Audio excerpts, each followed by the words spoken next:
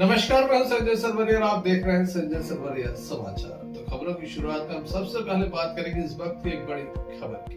हम मौजूद है सीएम राइट प्राइमरी स्कूल में, जहाँ पर अचानक से क्लासेस का छप्पर नीचे आ गया है। कुछ बच्चे यहाँ पर चोटिल भी हुए हैं। साथ ही ये देखने में आ रहा है कि मलबा चारों ओर पड़ा हुआ है। खास बात ये कि जब ये घटनाक्रम हुआ है तो जो विशेष टुकड़े थे छप्पर के, वो टेबलों के ऊपर आते गए। बच्चों की प्रोजेक्ट तो घटना और भी बड़ी हो सकती थी। फिलहाल 2 बच्चों के घायल होने की बात सामने आ रही है। सर हमारे साथ मौजूद है। सर, किस तरह से घटनाक्रम हुआ, क्या? सर, आज करीब 12 बजे की घटना है ये। मैं कभी इंग्लिश का पीरियड ले रहा था। अचानक से छत ऊपर से गिरी। बच्चे एकदम बहुत ज्यादा विरोधी थे। बच्चों को सुरक्षित हमने तुरंत बाहर निकाले और कक्ष को पूरा खाली करवाया। 1-2 बच्चों को मामूली चोटें आई थी।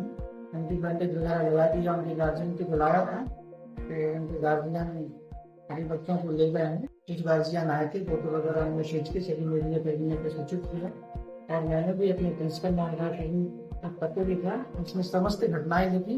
उसके पूर्व भी सर बिल्डिंग का मैंने ये मतलब जबरन होने का एक सूचना दी थी अपने प्रिंसिपल सर को। मैं बोला था उस कक्ष में बच्चों को ना बैठा लें, लेकिन सर हमारे यहाँ क्या है कि जगह है नहीं, 5 कक्षाएं हैं और केवल 3 ही कक्ष थी। अब ये भी जर्जर हो गया तो 2 कक्ष बचे हैं। इस कारण से शिक्षण व्यवस्था इनका अच्छे से नहीं हो पा रही है। कितने बच्चे की क्लासें यहाँ पर सर 1 से 5 तक की कक्षाएं संचालित हैं और 1 से 5 तक की टोटल अगर हम स्ट्रेंथ की बात करें तो 160 160 बच्चे हैं।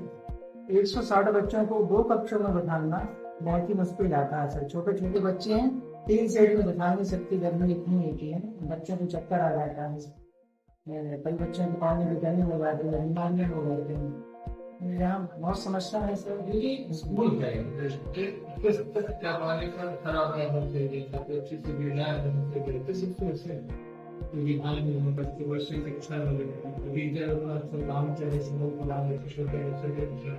गुणवत्ता एक शिक्षा नहीं की बात करें, लेकिन हम इस तरह से नाम ये जो सामने आते हैं कुछ सब दिया अंधेरे दोषी बात है। प्रदेश के 275 सीएम राजस्थान को सर्व सुविधा युक्त बनाने का संकल्प लिया गया है। कुछ हर जगह मतलब कई जगह बिल्डिंग कंप्लीट भी हो गई है, लेकिन हमारे यहाँ कुछ डिले हो गया है, बिल्डिंग नहीं आ पाएंगी और कंप्लीट नहीं हो पाएगी और संभव तो स्पेशली मिलना इम्पॉसिबल लग रहा है। लेकिन हमारे जिले में जो इसकी जो नैन शाखा है हमारा शांतिनिकेतन उच्चतर माध्यमिक विद्यालय मैडम स्कूल, तो वहाँ पर 2 शिफ्टों में संचालित करके ऐसा हम लोगों ने सोचा था। इसका एक प्रस्ताव भी हम लोगों ने बना के भेजा था जिला कार्यालय समिति को और कल शायद सूचना मिली है कि वो पास भी ले गया है। संभवता है अगर 1-2 दिन में आदेश आ जाते हैं तो बच्चों को बेहतर सुविधाएं मिल पाएंगी। कक्षा 1 से 8 तक के सभी टाइम में और 9 से 12 तक का जो है वो दोपहर शिफ्ट में लगेगी। आज कितनी गंभीर घटना हुई है, क्योंकि ये घटना इसलिए बड़ी नहीं ना 36 बच्चे बताने को बैठते हैं। हो सकता था इस तरफ का भी हो सकता था, आगे का भी जब था ये पूरी जो दौड़ है, मैं कहूँगा ये भी दिखा जाता है क्योंकि पूरी इसमें जो है ऐसा हाल होता है अलग दिख रहा है, जंग लगा रहा और पूरी बच्चे ये कहते किसी के ऊपर से छप्पर भी गिरने लगा। शरीर बहुत खतरनाक साबित हो सकता है। बच्चों की यहाँ अस्पताल में क्लिनिक से लाए जाते हैं। बिल्कुल सर, बच्चे जो होते हैं वो हर माँ बाप की आंखों का तारा होते हैं, कलेजे का टुकड़ा होते हैं। और ये बात बिल्कुल हम अपने हिसाब से अपने बच्चों के आधार पर कह सकते हैं और सभी माँ बाप के कोई 1-2 बच्चे होते हैं। हमारे तो यहाँ पे 1 से 7 बच्चे थे, तो हमें तो जब हमारे सारे बच्चे डर गए थे तो बहुत दुख हुआ था। ऐसा लगा था कि मतलब क्या होने वाला है।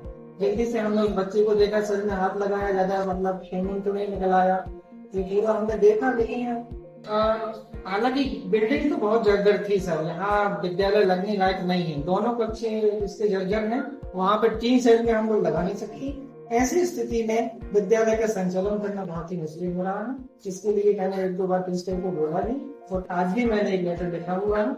अगर तुरंत इस पे कार्रवाई नहीं होती है तो हम लोग विद्यालय लगाने में समर्थ हैं। एक चीज और सामने आ रही है, पीछे तालाब है, जीव जंतु यहाँ जहरीले घूमते होंगे, सामने जो आपके ग्राउंड है उसमें पानी भरा हुआ है, तो बच्चों को खेल भी नहीं मिल पा रहा होगा, साथ ही खतरा भी ज्यादा होता, कई बार सांप निकलने ऐसे मामले भी सामने आए। बिल्कुल तालाब से सटा हुआ है सर विद्यालय, पीछे का जो बाथरूम देखेंगे वो भी आधा झुक गया है तालाब की ओर, और तालाब से बहुत कई प्रकार के जहरीले सांप भी निकलते हैं और छोटे छोटे बच्चे हैं, तो प्रॉब्लम तो है सर। यहाँ का पूरा जो ड्रेनेज सिस्टम है वो पूरा आके जो पानी होता है वो हमारे प्रांगण में भर जाता है। अब उसको निकालने के लिए या तो कोई पाइपलाइन होना चाहिए या फिर यहाँ की हमारे यहाँ ऐसे कोई मतलब स्वीपर वगैरह भी नहीं आता है, इनसे हम साफ सफाई भी करवा सकें, तो ये समस्या है। ये सीएम राइस की हकीकत को आपने जाना कि वो शिक्षक है, झूठ नहीं बोल सकते, जो आईना है सबको सामने रख दिया कि यहाँ पर किस तरह के हालात हैं, जो कमरे हैं उनकी हालात आपने देखी है, छप्पर गिरने वाला है, सामने है तो खेल मैदान है, पीछे जीव जंतु है, वॉशरूम जो है वो गिरने वाला है। ऐसे में कुल मिला के ये कहा जा सकता है कि सरकार ने योजना बहुत अच्छी लेकर आए थे कि बच्चों का विकास होगा, गुणवत्ता की शिक्षा होगी, लेकिन कहीं ना कहीं व्यवस्थाएं करने में सरकार नाकाम रही है।